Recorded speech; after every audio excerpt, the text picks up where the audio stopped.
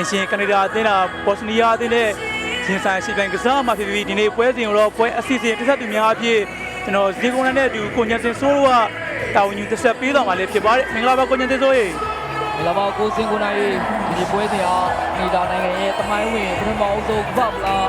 အင်ရှင်ဖြစ်ချင်းပါဝင်ရတဲ့ပွဲကမှာရလက်ကောင်းလေးရှိတဲ့အဆင့်လာကိုဆက်ပြီးတော့ထိန်းသွားနိုင်မလားစောင့်ကြည့်သွားမှာဖြစ်ပါတယ်ဘော့စနီးယားအသင်းပဲရှုပ်ကနေပေးလာပြီကိုလာစီနဲ့ပေါ်တော့ဝဲပေါ်ကျဲနေကြတာကြောင့်ဘော့စနီးယားအသင်းပြည်တော်မော်ကန်ဝင်းရမှာလည်းဖြစ်ပါတယ်ဘော့စနီးယားအသင်းပဲပြည်တော်မော်ကန်နေပေးထားတယ်ခဏပြချပေးလာပြီလက်ကဲတယ်အမမဲမဲတိုက်စစ်ထိလိုက်ပါပြီးတော့အဘာပြစ်ထန်တဲ့ကန်ချက်နဲ့အဆုံးသတ်ဖို့ကြိုးစားခဲ့ပေမဲ့သူရဲ့ကန်ချက်အားမြနေရလည်းဖြစ်ပါတယ်ကနေဒါအသင်းရဲ့ပညာတော်မှတစ်ဖက်ကနေအေးရတဲ့ဟိုဒါရပေးမှုဖြစ်ပါတယ်ဒါကနေပေးလာပြန်ပြီထပိုက်ပြီပညာတော်မှတစ်ဖက်ကနေအေးရတဲ့အချိန်ချင်းပေးဖို့နေတာဖြစ်ပြီး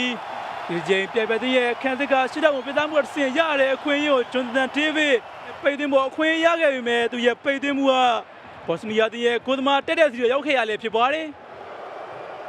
ဘော့စနီးယားတင်မဲ့တောက်ကမော်ကန်နေပေးလာတယ်အေးတော့ကြိုက်ကောင်းတိုက်ပြီခေါ်ပြီးမျာ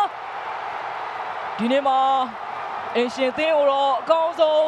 တုံ့ပြန်ပြီးတော့ဘော့စနီးယားသင်းဥဆောင်ကိုတခိုးကိုတော့စတင်တွင်းယူသွားနိုင်ခဲ့ပြီဖြစ်ပါတယ်ဘာဖလားမှာရလပိုင်းတွေတောက်လျှောက်ကောင်းမွန်ထားခြင်းမရှိဘဲနဲ့သူတို့ကစားခဲ့တဲ့ကမ္ဘာဖလားပွဲစဉ်6ပွဲမှာ6ပွဲလုံးရင်းနှီးထားတဲ့ကနေဒါအသင်းဒီချိန်အင်ရှင်ပရိသတ်တွေရဲ့ရှေ့မှောက်မှာဘော့စနီးယားအသင်းရဲ့ဥဆောင်ခြင်းကိုတော့စတင်ခံခဲ့ရပြီဖြစ်ပါတယ်။တောက်ကမောကနေရရှိတဲ့အခွင့်အရေးကိုတော့အစဉ်စဉ်ခေါင်းတိုက်အဆုံးသတ်ပြီးတော့ဒီနေ့မှာဘော့စနီးယားအသင်းအတွက်တကယ်ကိုအရေးပါတဲ့သွင်းကိုတော့စတင်သွင်းယူသွားနိုင်ခဲ့ပြီဖြစ်ပါတယ်။ဒီနေ့တိုက်စစ်မှာပွဲထွက်ပေါဝင်လာခဲ့တဲ့လူကစ်အသင်းအတွက်အရေးပါတဲ့သွင်းကိုတော့သွင်းယူသွားနိုင်ခဲ့တာဖြစ်ပါတယ်။ဒါဟာသူ့ရဲ့ဘော့စနီးယားအသင်းအတွက်ပထမအဆုံးကမ္ဘာဖလားသွင်းကိုလည်းဖြစ်ပါတယ်။ဒီနေ့ကနေဒါမြေမှာတိုက်စစ်ကစားမှာလူကစ်သူ့ရဲ့ပထမအဆုံးကမ္ဘာဖလားသွင်းကိုတော့ရရှိပိုင်ဆိုင်နိုင်ခဲ့ပြီဖြစ်ပါတယ်။ကနေဒါအသင်းတိုက်စစ်လမ်းကြောင်းတွေစတင်ဖို့ကြိုးစားမှာတော့လက်ရှိချိန်ထိတော့လှုပ်ဖြစ်ထားခဲ့ခြင်းတော့မရှိသေးတာဖြစ်ပါတယ်။ချိန်မှာလည်းကနေဒါအသင်းမဲ့အရင်ဝေးလာတယ်လက်ကန်လာပြီ။ပြန်နောက်ထပ်အခွင့်အရေးချိန်တော့ထပ်ပြီးတော့ရခဲ့တာဖြစ်ပါတယ်။ခြေပိုင်းကအခွင့်အရေးတွေမှာအကောင်းဆုံးသုံးချနိုင်ခဲ့ခြင်းမရှိတဲ့ဆေးဒီချိန်မှာလည်းသူ့ရဲ့ဘယ်ကြီးကန်ချက်ကကိုပေါင်းနေတော့အတော်များများကိုတော့လွှဲချော်သွားခဲ့တာဖြစ်ပါတယ်။အသင်းရဲ့တိုက်စစ်ကစားမတွေအကောင်းဆုံးသုံးချနိုင်ခြင်းတော့မရှိခဲ့တာဖြစ်ပါတယ်။နေတာတင်မဲ့တောက်ကမော်ကန်ဒီပေးတာတွေတော့ကြားတယ်။ချိန်မှာလည်းခေါင်းတိုက်အဆုံးသတ်ခဲ့ပေမဲ့လည်းကန်စစ်ကကွန်နီလီယပ်သူရဲ့ခေါင်းတိုက်ချက်ကတော့ကိုပေါင်းနဲ့ထဲ့မှတ်ခဲ့ခြင်းတော့မရှိခဲ့တာဖြစ်ပါတယ်။တောက်ကမှဘော်တိုင်းလူလူမှာအေးရထဲမှာခေါင်းတိုက်အဆုံးသတ်ဖို့အတွက်အမြဲတမ်းအဆင်သင့်ရှိနေခဲ့တဲ့ကွန်နီလီယပ်ဒီချိန်မှာတော့အပိုင်ခေါင်းတိုက်ခွင့်ရခဲ့တာဖြစ်ပါတယ်။ဘော့စနီးယားအသင်းကတော့12နှစ်ကြာမှာကမ္ဘာဖလားဆင်မြင့်ထက်ကိုနောက်ချိန်ပြန်လည်ပြီးတော့တက်လန်းလာမှုနဲ့အတူဒီချိန်မှာတော့ပထမပိုင်းအပြီးမှာအင်ရှင်ကနေဒါအသင်းကိုတော့တကူကိုမရှိနဲ့ဥဆောင်ထားနိုင်ခဲ့ပြီဖြစ်ပါတယ်။ကြိုဆိုလိုက်ရပါတယ်ပထမပိုင်းပြီးဆုံးချိန်မှာတော့ဘော့စနီးယားအသင်းကရတဲ့အခွင့်အရေးတစ်ချိန်ကိုအကောင်းဆုံးသုံးချပြီးတော့သင်ကိုတကူဖြေရယူကကနေဒါအသင်းကိုတော့အကောင်းဆုံးဥဆောင်ထားခဲ့တာဖြစ်ပါတယ်။ရတဲ့အခွင့်အရေးကိုတော့တိုက်စစ်ကဂျွန်သန်ဒေးဗစ်နဲ့ဟိုလူဝါဆေးတို့ကသုံးချနိုင်ခြင်းမရှိခဲ့တာကြောင့်အထမပိုင်းမှာကနေဒါအသင်းဥဆောင်မှုတော့ချေပနိုင်ခြင်းမရှိခဲ့ရလည်းဖြစ်ပါတယ်။ဒီ22နိုင်ငံရဲ့အဖွင့်ပွဲစဉ်တွေကိုပြန်ကြည့်မယ်ဆိုရင်တော့ရှုံးပွဲကတပွဲပဲကြုံတွေ့ထားခဲ့တာဖြစ်ပြီးတော့ဒီနေ့မှာကနေဒါအသင်းရလမကောင်းခဲ့ဘူးဆိုရင်တော့ကမ္ဘာဖလားသမိုင်းမှာပထမဆုံးအဖွင့်ပွဲစဉ်အရေးနှိမ့်နဲ့ဒုတိယမြောက်အသင်းဖြစ်တော့မှတ်တမ်းဝင်သွားဖို့တော့ရှိနေခဲ့တာဖြစ်ပါတယ်။ချက်ခေါက်တဲ့လီယန်မဲလာနောက်မှရှေ့အသင်းမနဲ့ပြန်တွဲရတယ်။ချက်ဒီပေးယူနေကနေဒါအသင်းပဲလက်ကန်ကိုကြိုးစားပြီ။ဘော့စနီးယားအသင်းရဲ့ခံစစ်ကဝါရင်ခံစစ်မှုအသင်းကောင်းဆောင်ကိုလာစီနဲ့အကောင်းဆုံးပုံစံနဲ့ပြန်လည်ပြီးတော့ရှင်းထုတ်ထားနိုင်ခဲ့လို့သာကနေဒါအသင်းခြေပါကိုရမယ်အိမ်မက်ကဝေးကွာသွားခဲ့တာဖြစ်ပါတယ်။ပြန်လည်ပြီးတော့အကောင်းဆုံးကာဝယ်ထားနိုင်ခဲ့တာဖြစ်ပါတယ်။ဘော့စနီးယားပြည်ပြန်ရလူလူတွေပဲလက်ကန်ကိုကြိုးစားပြီ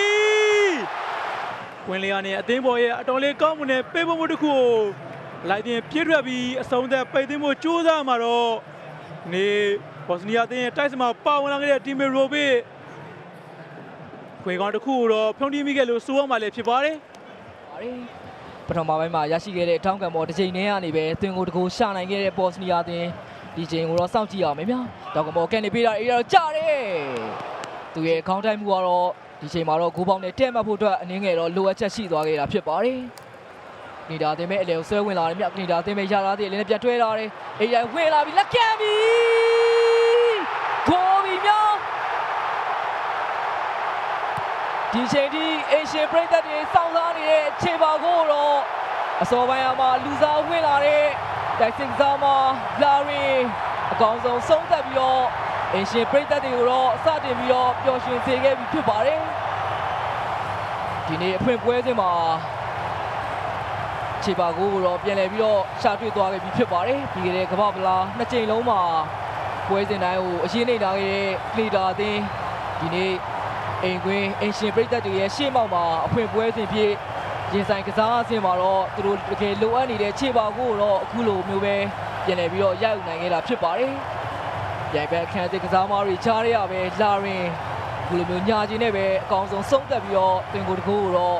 ရှာဖွေသွားနိုင်ခဲ့ပြီဖြစ်ပါတယ်။ ဒီနေ့ပွဲစဉ်မှာကနေဒါအသင်းသွင်းဝဲတဲ့သွင်းကိုပြန်လည်ပြသနေတာဖြစ်ပြီးလူစားဝင်တိုက်စစ်မှုလာရင်လူချုံထောင်ကြကိုကောင်းမွန်သောဖောက်ထွက်ကတော်လေးကောင်းမွန်တဲ့ဘောလုံးရယူမှုနဲ့အတူခနာကိုတစ်ဖက်လှည့်ပြီးတော့တိုက်ပတ်ရဲ့ခန်းတဲ့ကစားသမားတွေကိုကောင်းမွန်သောကြော့ဖြက်ကကနေဒါအသင်းအတွက်ချီပါကိုတော့လာရင်ပြူပေးနိုင်ခဲ့ရလေဖြစ်ပါတယ်ကနေဒါအသင်းမှာဆွဲလာပြီးကနေဒါအသင်းပဲ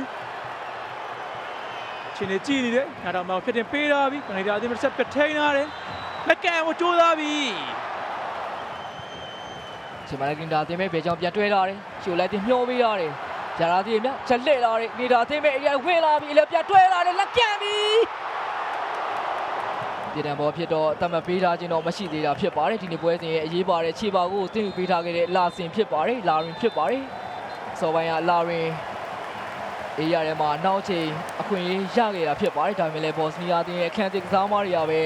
လာရင်ရဲ့နောက်ချိန်ကန်ချက်ကိုတော့အကောင်းဆုံးကာဝယ်ထားနိုင်ခဲ့တာဖြစ်ပါတယ်ပြည်သက်များခင်ဗျာကျွန်တော်တင်ဆက်နေတဲ့အချိန်အတွင်းမှာပဲကနေဒါအသင်းနဲ့ဘော့စနီးယားအသင်းတို့ရဲ့ပွဲစဉ်ကတော့ပြီးဆုံးသွားခဲ့ပြီဖြစ်ပါတယ်ပွဲပြီးဆုံးချိန်မှာတော့တစ်ဖက်တစ်ကိုးစီနဲ့တေရလက်ထွက်ပေါ်ခဲ့ပြီးတော့ဒီအုပ်စုမှာတော့နှစ်သင်းလုံးကအရှာမတ်တမတ်စီခွဲယူသွားပါကြောင်းတင်ဆက်ရင်းနဲ့ဒီနေ့ပွဲစဉ်ကိုကြည့်ရှုအားပေးခဲ့ကြတဲ့ပြည်သက်တယောက်ချင်းစီတိုင်းကိုလည်းကျေးဇူးအထူးပင်တင်ရှိပါတယ်ခင်ဗျာ